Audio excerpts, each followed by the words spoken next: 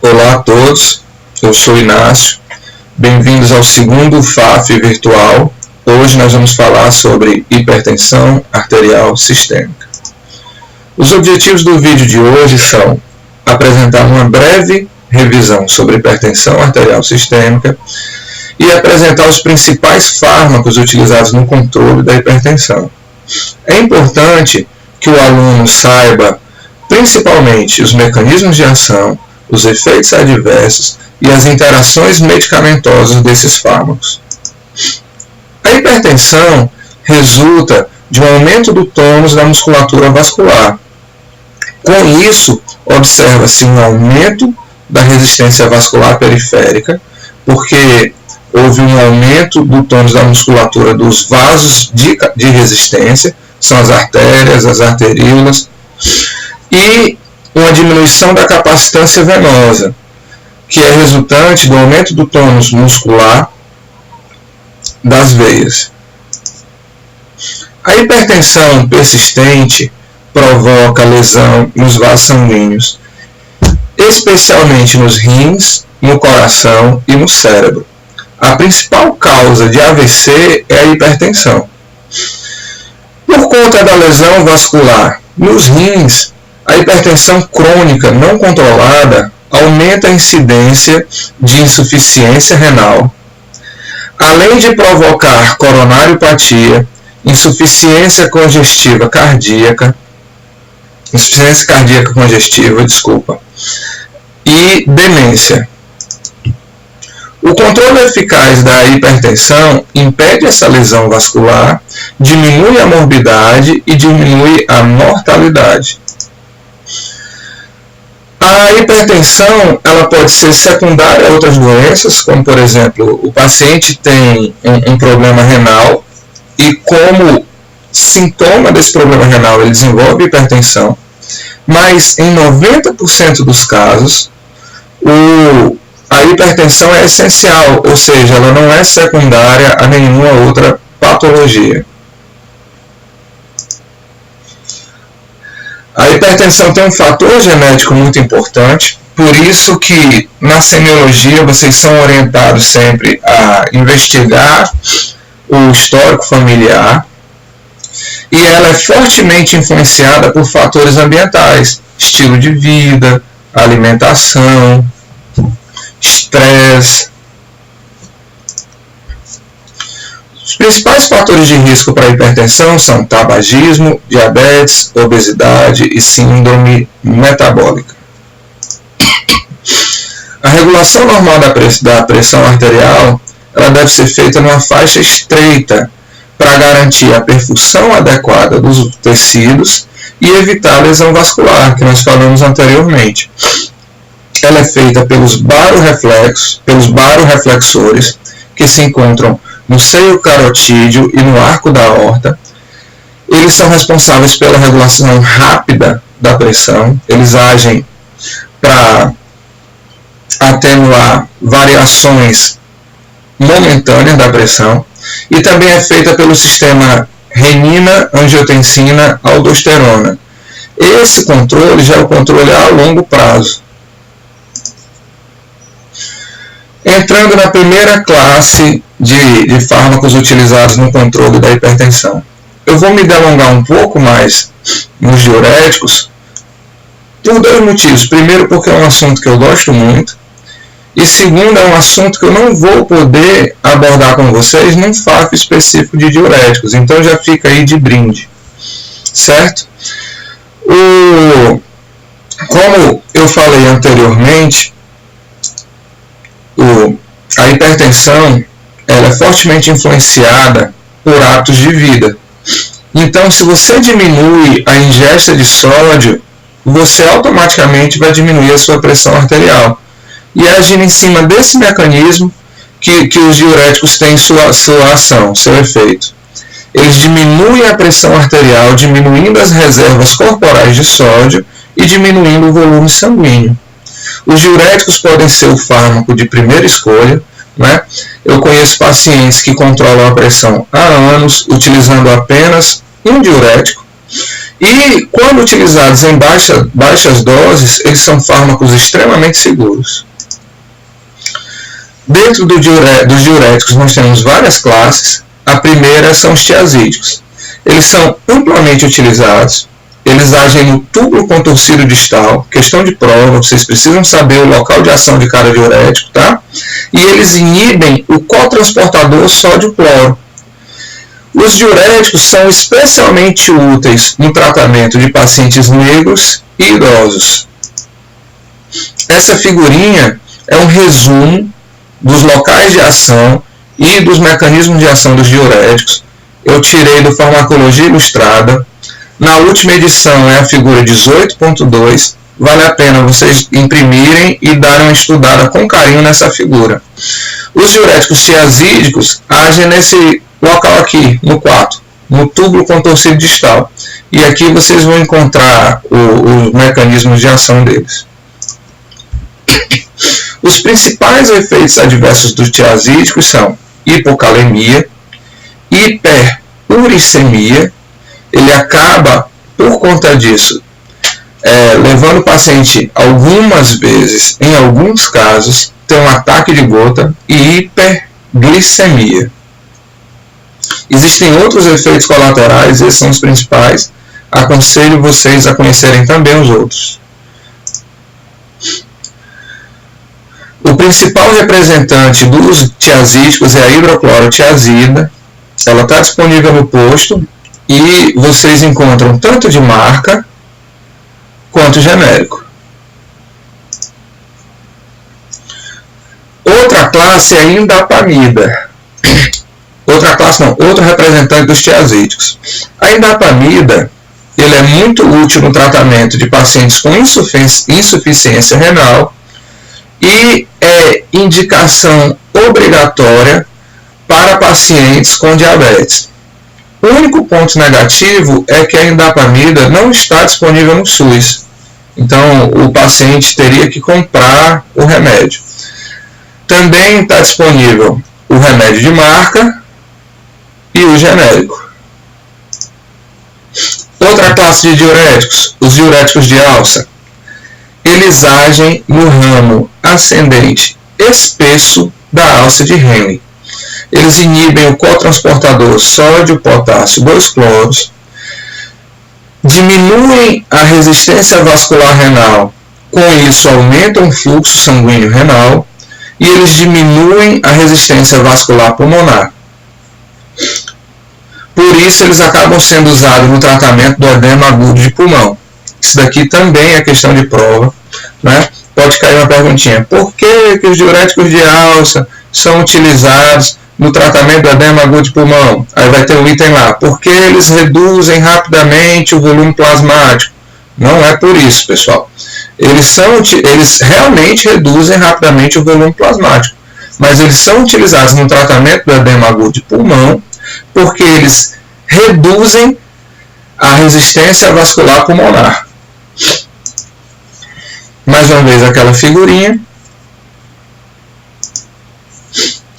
Os diuréticos de alça, os principais efeitos adversos são a ototoxicidade, a hipocalemia e a hipocalcemia. Falando um pouco da hipocalemia, é algo que acaba sendo comum tanto aos tiazídicos quanto aos diuréticos de alça. O que é a hipocalemia? É a diminuição da concentração de potássio no sangue. E a gente sabe que potássio é importante para o bom funcionamento do nosso coração. Isso é algo que nós devemos ficar atento, e algumas vezes nós precisamos fazer a associação do diurético de alça ou do diurético tiazídico com um outro fármaco, também diurético, que são os diuréticos poupadores de potássio. Nós vamos falar um pouco mais à frente. O fármaco modelo dessa classe é a furosemida. Mais uma vez, também tem de marca, também tem genérico. Mas existem outros fármacos que é importante que vocês saibam. Tem a bumetanida e a piretanida. Todos são diuréticos de alça. Falando agora dos poupadores de potássio, eles agem no túbulo coletor como eu havia falado antes, normalmente são utilizados em associação com outros diuréticos, porque eles têm pouco efeito diurético, eles têm pouco efeito na diurese. O principal efeito deles é poupando potássio, que é um efeito adverso, e a perda de potássio é um efeito adverso das outras duas classes de diuréticos, tanto dos tiazídicos quanto dos diuréticos de alça. A figurinha, eles agem aqui, e existem dois grupos de poupadores de potássio. O primeiro grupo são os antagonistas da aldosterona. Os fármacos modelos são a espironolactona e a eplerenona. E os principais efeitos adversos são hipercalemia e ginecomastia. Outros fármacos, já com outro princípio de ação, são o triantereno e a amilorida. E os principais efeitos adversos desses fármacos são a hipercalemia e as erupções cutâneas. Falando um pouco ainda sobre os poupadores de potássio, vale a pena vocês darem uma olhada naquela figurinha 18.2 do Farmacologia Ilustrada, e lá aparece o mecanismo de ação de cada um dos fármacos. Mudando agora de assunto, falando dos fármacos de ação central, o primeiro é o alfa-metildopa, que é um agonista alfa-2. Ele é um análogo da L-dopa, ou seja, ele vai entrar ali na cascata de formação da norepinefrina, né? E por isso ele tem esse efeito anti-hipertensivo. No final, não vai se formar tanta norepinefrina, vai se formar norametilepinefrina. Com isso, ele acaba diminuindo o efluxo adrenérgico e diminuindo a hipertensão. Ele é o fármaco de escolha para gestantes, né? Alguns internos me disseram que é o único fármaco que a gente usa para gestantes na prática, no dia a dia. Então vale a pena vocês darem uma olhada e conhecerem. Os principais efeitos adversos são sedação e aumento da prolactina. Existem outros, por exemplo, ele acaba fazendo com que a gestante dê positivo para o teste de Coombs. Então vale a pena vocês darem uma olhada nos outros efeitos adversos. Esses são os principais. Outro fármaco de ação central é a clonidina. Também é um agonista alfa-2. E ele diminui a norepinefrina liberada. Dessa forma, ele diminui o efluxo adrenérgico central. Ele é utilizado no tratamento da hipertensão leve ou moderada, que não respondem a outros esquemas de tratamento. Ele diminui a frequência cardíaca, com isso diminui o débito cardíaco, ele diminui a resistência vascular periférica, por isso ele é um bom fármaco para pacientes com doença renal. Os principais efeitos adversos são sedação, xerostomia e hipertensão de rebote. A hipertensão de rebote está marcada aqui porque esse efeito adverso nos diz que nós temos que fazer o desmame gradual da clonidina. Ela não pode ser retirada de forma abrupta. Se ela for retirada de forma abrupta, nós teremos esse fenômeno, a hipertensão de rebote. Mas se ela for tirada de forma gradual, aí não haverá esse problema de hipertensão de rebote.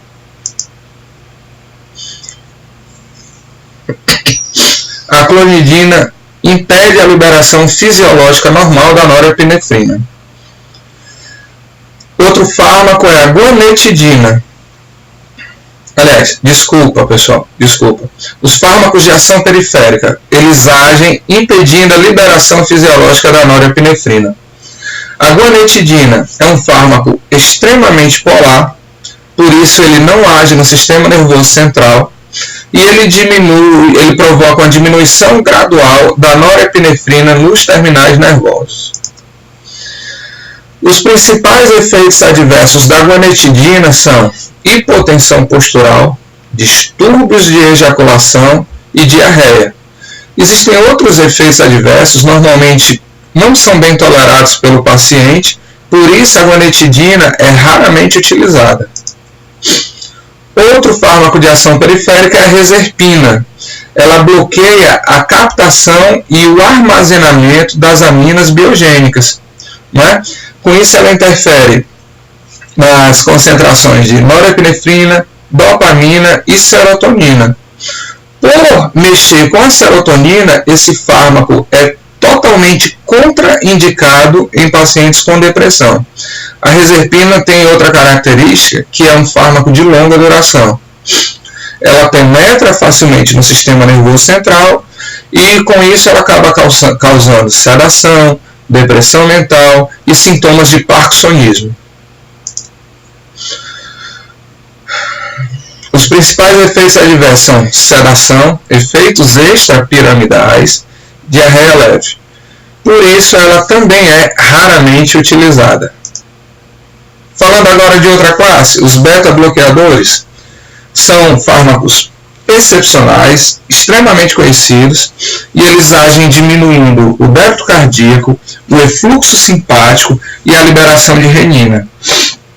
São fármacos que têm maior eficiência em pacientes brancos e jovens e são extremamente contraindicados em pacientes com DPOC grave e com asma, porque eles podem acabar causando uma broncoconstricção. Os principais efeitos adversos dos beta-bloqueadores são bradicardia, fadiga. Aqui, os dois últimos são também muito preocupantes. Eles diminuem o HDL e aumentam os triglicerídeos. Vocês sabem que essa combinação, diminuição de HDL e aumento dos triglicerídeos, é uma forma perigosa, porque acaba propiciando a formação de placas de ateroma. Os beta-bloqueadores têm que ter sua retirada gradual para evitar o fenômeno de hipertensão de rebote. O primeiro beta-bloqueador que nós vamos abordar é o propranolol. Ele é um beta-bloque não específico, ou seja, ele age tanto nos receptores beta-1 quanto nos receptores beta-2. Ele tem a vantagem de não causar hipotensão postural. Contudo, vocês lembram que eu falei que a retirada tem que ser gradual? Porque se a retirada não for gradual, além de provocar hipertensão de rebote, o paciente vai experimentar uma situação chamada de síndrome de abstinência pós-retirada, que é caracterizada por nervosismo, taquicardia e aumento da pressão arterial. O segundo beta-bloque que nós vamos abordar, e o mais utilizado, é o atenolol. Ele é um beta-1 seletivo, ou seja, ele age principalmente nos receptores beta-1. Nesse ponto, eu gostaria de chamar a atenção também para uma questãozinha de prova. Na medicina, nós sabemos que nem sempre e nem nunca. O atenolol é beta-1 seletivo. Isso quer dizer que ele não age nos receptores beta-2? É errado. Ele também vai agir em algum grau, em alguma extensão, ainda que mínima, nos receptores beta-2. Então, se você tem lá um paciente que utiliza vários fármacos, entre eles o atenolol, e o paciente está observando ultimamente fenômenos de broncoconstricção, o fármaco responsável por essa broncoconstricção certamente é o atenolol. Aí você vai precisar substituí-lo por outro. Tá? Questão de prova, caiu na minha prova algo parecido. Voltando, o atenolol tem o inconveniente de causar hipotensão ortostática e ele age diminuindo a frequência cardíaca e, por conseguinte, o débito cardíaco. Ele diminui também o consumo de oxigênio pelo músculo cardíaco e ele é indicado em pacientes com asma, com aquela ressalva: se o paciente vivenciar fenômenos de broncoconstricção que normalmente não aconteciam, não deveriam estar acontecendo, é bem possível que o atenolol seja o vilão. Falando agora dos alfa-bloqueadores, eles provocam retenção de sal e água, e nós sabemos que isso é ruim.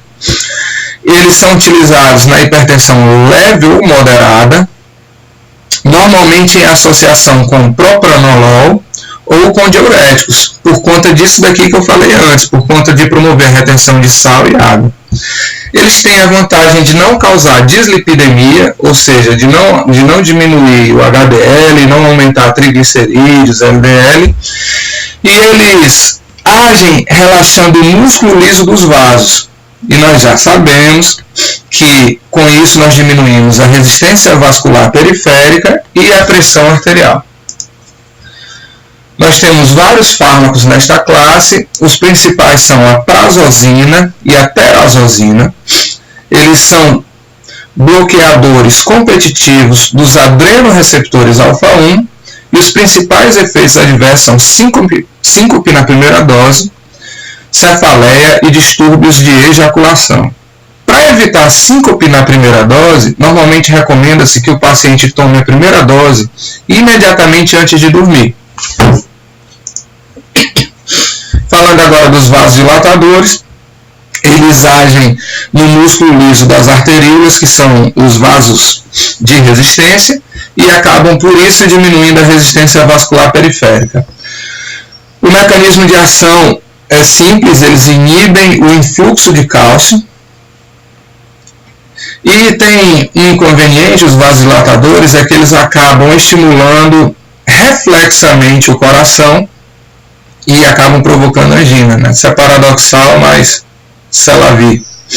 Eles têm a vantagem de não provocar hipotensão postural nem distúrbios de ejaculação. Eu gostaria de voltar um pouco no slide anterior, eu esqueci de falar. Que distúrbios de ejaculação são esses? Normalmente são ou retardo na ejaculação ou ejaculação anterógrada. Não, anterógrada. Alguns pacientes podem não lidar bem com isso e aí é indicativo de você trocar o fármaco, porque não adianta só você tratar a hipertensão e pôr esse paciente em uma situação de sofrimento psíquico. Nós precisamos ver o paciente como um todo. Pois bem, os vasodilatadores não causam hipotensão postural nem distúrbios de ejaculação. Nós temos várias classes de vasodilatadores. Nós vamos falar inicialmente da hidralazina, certo? Ele não age nas veias, ele só age nas arteríolas.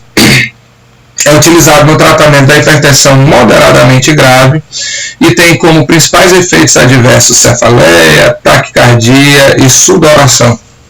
Se eu não me engano, está disponível no sistema. Outro vasodilatador que já não é usado mais como vasodilatador é o minoxidil. Ele dilata as arteríolas. Ele era utilizado na hipertensão refratária aos outros fármacos. Os principais efeitos adversos são retenção de líquidos e hipertricose. Hipertricose, pessoal, é o crescimento de cabelo. E hoje, o principal uso do minoxidil é para isso. É no tratamento da calvície e a gurizada jovem utiliza também para fechar as falhas na barba. Então hoje ele não é mais usado como vasodilatador, ele é utilizado no tratamento da calvície. Falando agora dos bloqueadores dos canais de cálcio.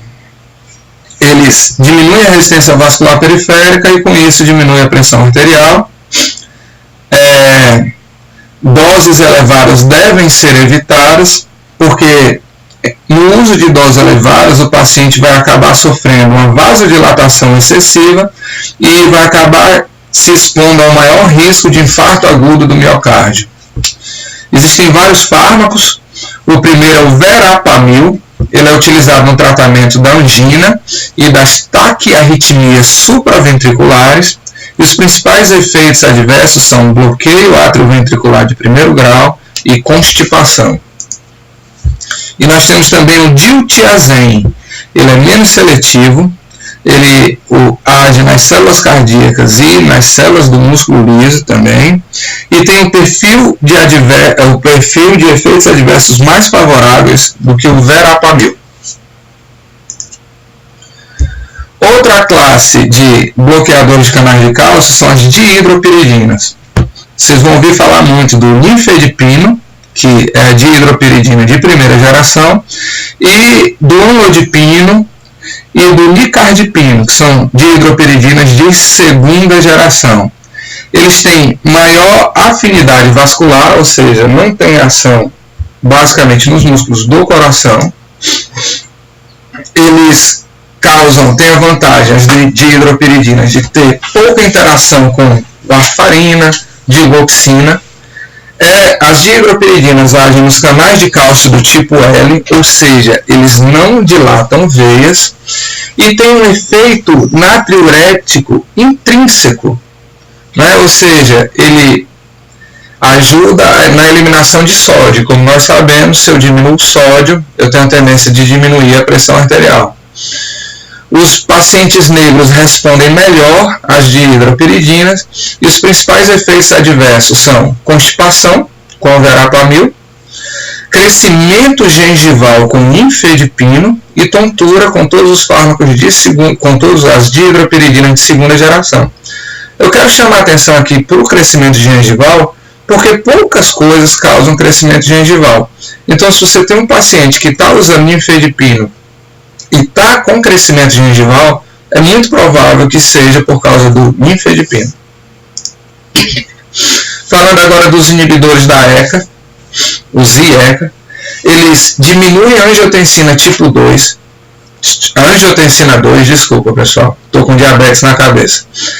Eles diminuem a angiotensina 2, com isso aumentam os níveis de bradicinina, e isso vai ser responsável por um efeito colateral, um efeito adverso, que é a tosse seca do paciente. A gente vai falar mais na frente. Eles diminuem a aldosterona e com isso diminuem a retenção de sal e água. São indicados principalmente para pacientes brancos e jovens, mas os negros podem se beneficiar dos inibidores da ECA se eles forem utilizados em associação com diuréticos, em especial os tiazídicos. E os inibidores da ECA são indicação obrigatória em pacientes que têm nefropatia diabética. Os principais efeitos adversos são tosse seca, como eu já tinha falado, que é a consequência do aumento dos níveis de bradicinina, hipercalcemia e angioedema. Está destacado aqui bem grande que eles são teratogênicos. Por isso, os inibidores da ECA são completamente contraindicados para gestantes. E, como vocês certamente aprenderam em embriologia, nós temos que tomar cuidado porque toda mulher em idade fértil deve ser tratada como uma mulher potencialmente grávida. Então, vale sempre a pena, antes de passar o inibidor da ECA, fazer um teste de gravidez e descartar gestação.